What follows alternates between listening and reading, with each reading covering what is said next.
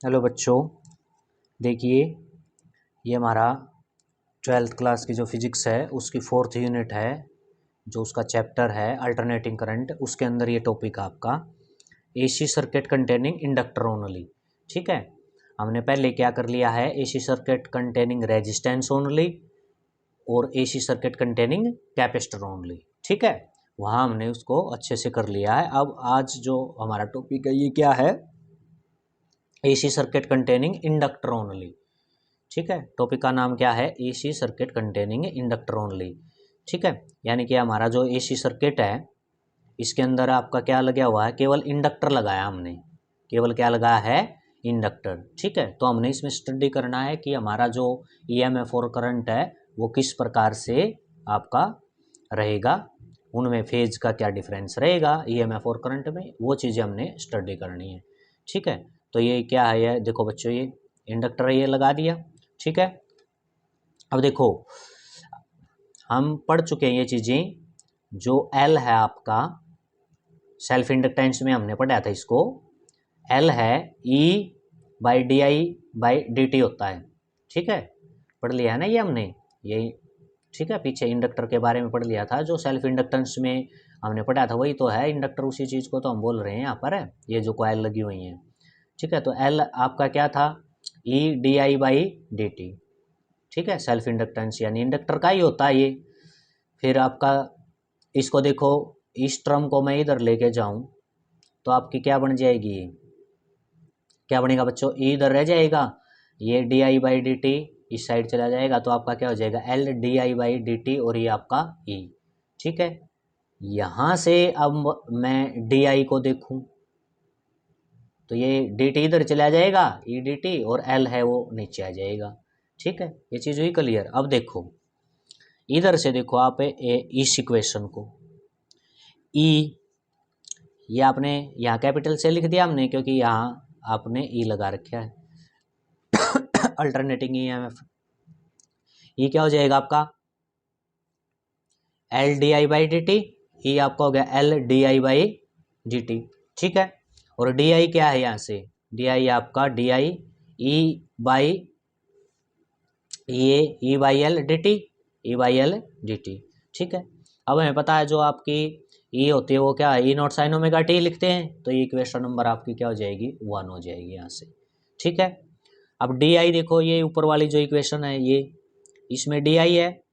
अब जो ये ई है यहाँ पर बच्चों, ये ई, इसकी जगह हम ये रख सकते हैं, देखो ई की वैल्यू है ई नॉट साइन ओमेगा टी, तो यहाँ पर ये रख दिया, क्या बन गया, ये ई नॉट साइन ओमेगा टी, साथ में क्या है डी टी, और नीचे क्या है एल। तो ये इक्वेशन आपकी ई की वैल्यू रखने से ये बन गई। ठीक है, क्लियर हुआ इतना। इसके बाद देख लेते हैं, अब ये स्मॉल डी आई यानी कि स्मॉल करंट की बात हम कर रहे हैं, तो इसका इंटीग्रेशन कर दिया, इंटीग्रेटिंग ऑन बोथ साइड, इस जो ये इक्वेशन इसका इंटीग्रेशन कर दो आप, इंटीग्रेशन डी आई हो गया, इस साइड इसका भी इंटीग्रेशन हो गया आपका। ठीक है, डी आई का इंटीग्रेशन क्या हो गया, ये आई ई नोट बाई एल, इसका इंटीग्रेशन ही हो गया, ये बाहर आ जाता है, sign omega T D T बचा। सो साइन ओमेगा टी का इंटीग्रेशन क्या होता है, minus cos omega T, sign omega T का क्या होगा, माइनस कोस ओमेगा टी, और जो ये ओमेगा टी है इसका डिफरेंशिएशन आपका ओमेगा जो नीचे लिखा जाता है। ठीक है, साइन ओमेगा टी का पहले इंटीग्रेशन किया तो माइनस कोस ओमेगा टी, और जो ओमेगा टी है इसका जो है ये बच गया एंगल, इसका होता है डिफरेंशिएशन, तो इसका आपका ओमेगा हो जाएगा, वो नीचे लिखा जाता है। ये क्लियर हो गया आपको। ठीक है, अब इसको ये माइनस साइन आगे हो जाएगा, तो आइए हो गया आपका माइनस ई नोट बाई, इसको ओमेगा को यहाँ लिख दिया omega L cos omega T. ठीक है, इतना क्लियर हो गया। अब क्या है देखो, हमारा करंट यानी कि ये करंट आपका मैक्सिमम कब बनेगा, मैक्सिमम बनेगा जब ये वैल्यू 1 हो, कोस ओमेगा टी आपका मैक्सिमम हो, तभी तो ये आई आपका मैक्सिमम बनता है। आई आई नोट बनेगा कब, वैन कोस ओमेगा टी 1। ठीक है, तो ये आई इसकी जगह हो गया आपका आई नोट है, और ये एज इट इज टर्म आपकी, और ये आपका 1 वैल्यू। तो अब यहाँ से देखो minus E note by omega L है, क्या मैं इसको आई नोट लिख सकता हूँ, तो इस जो टर्म को मैंने क्या लिख दिया, यहाँ आई नोट लिख दिया। क्या लिख दिया बच्चों, आई नोट, तो आई हो गया हमारा माइनस आई नोट कोस ओमेगा टी। ये चीज़ इतनी आ गया आपको समझ में यहाँ तक। ठीक है, अब देखो ये हम बहुत बार कर चुके हैं पीछे, कोस थीटा को क्या लिखा जा सकता है, साइन 90 माइनस थीटा लिख सकते हैं। प्लस वाला भी लिख सकते हो, और ये क्या है यहाँ पर हम माइनस वाला लिख रहे हैं, तो साइन 90 माइनस थीटा, ठीक है, कोस थीटा। अब माइनस कॉमन ले लो, इसमें से क्या कॉमन ले लिया, माइनस, तो आपका साइन, ये माइनस का तो ये प्लस का हो जाएगा, यानी आगे आ जाएगा थीटा, और ये प्लस का था ये माइनस का, ये पीछे चला जाएगा, यानी माइनस कॉमन निकालने से क्या हो गया आपका, माइनस साइन, जब कॉमन निकाला तो साइन थीटा माइनस 90 बन गया, ये 90 माइनस थीटा था, माइनस कॉमन निकालते ही थीटा माइनस 90 हो जाएगा।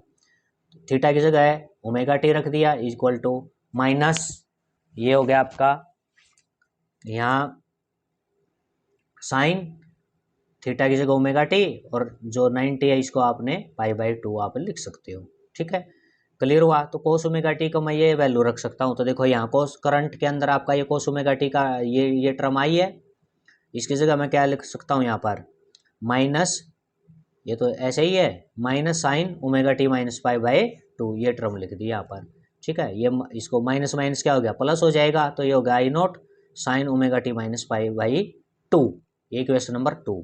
ये ऊपर वाली कौन सी थी बच्चों, इक्वेशन नंबर 1, और ये आपकी आगे इक्वेशन नंबर 2, ठीक है।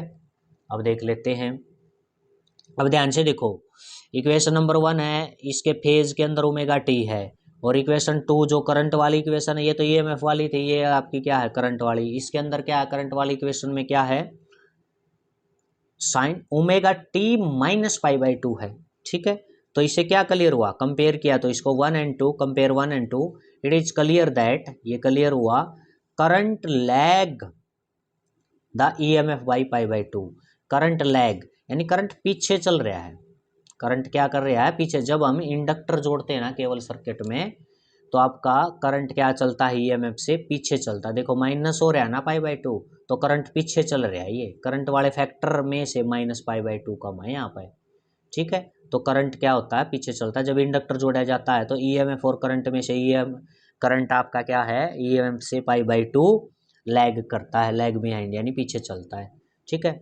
वेव फॉर्म कैसे बना देंगे, ये इस प्रकार से आपका बना दिया, ये किसको इंडिकेट कर रहे हैं, आपका ईएमएफ को, E0 साइन ओमेगा टी को, ठीक है। करंट π/2 पीछे है, तो देखो यहाँ से स्टार्ट होगा आपका, यहाँ से करना आपने माइनस वाले उससे, ये इस प्रकार से, ठीक है। ये आपका है I0 sign omega t minus π/2, ये इस चीज़ को दिखा रहा है, ये यहाँ से शुरू करोगे आप करंट को, ठीक है। तो ये वेव फॉर्म ऐसे बनेगी इसकी, क्लियर हुआ। फेजर कैसे बन जाएगा, जो आपका फेजर है ये आपका इस प्रकार से, यानी कि अब आपका करंट पीछे है और ईएमएफ आगे है, तो ईएमएफ आगे तो इस प्रकार से बना दिए, ठीक है, और करंट क्या कर दिया, ये आपका ऐसे बना दिया, इस तरह से, इस प्रकार से, ठीक है। ये ऊपर बनाई हमने, तो ये इसका मतलब ये π/2 आगे है, तो फेज का डिफरेंस कितना आपका π/2, कितना है फेज का डिफरेंस, π/2, ये आपका फेजर डायग्राम है, ठीक है। तो जब आपका क्या है बच्चों,